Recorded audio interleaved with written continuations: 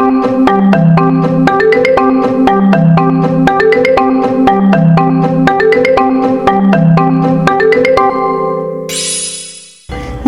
বন্ধুরা, বিদ্যাবৃক্ষ চ্যানেলে তোমাদের সবাইকে স্বাগত।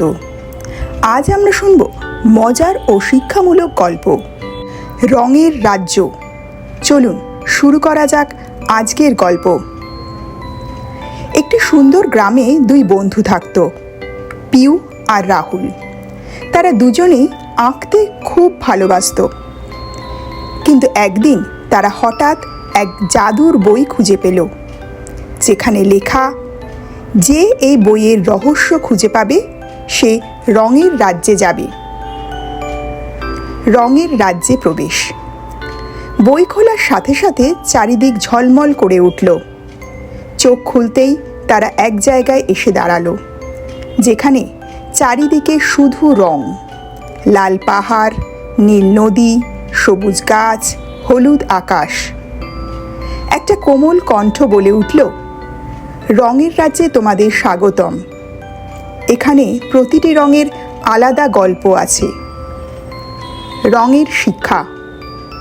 লাল রং তাদের বলল, আমি শক্তি আর সাহসের প্রতীক, ভয় পেও না।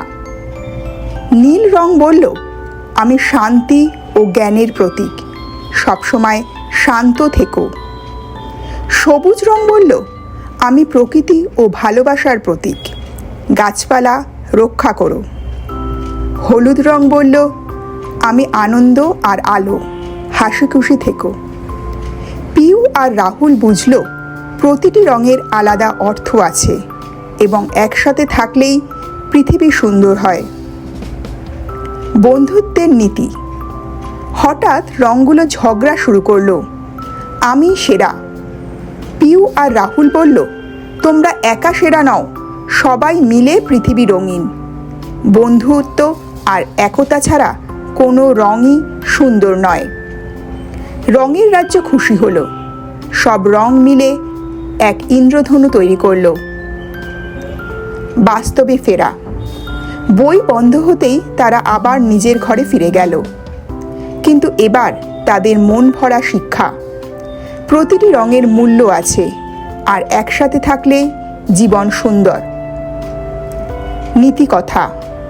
শেখা মানে শুধু বই নয়, জীবনের প্রতিটি রঙের মানে বোঝা।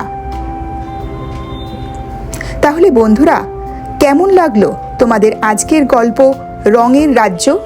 যদি গল্পটি ভালো লেগে থাকে তাহলে ভিডিওটিতে একটি লাইক করো আর কমেন্ট করে তোমার প্রিয় রঙের নাম আমাদের জানাও।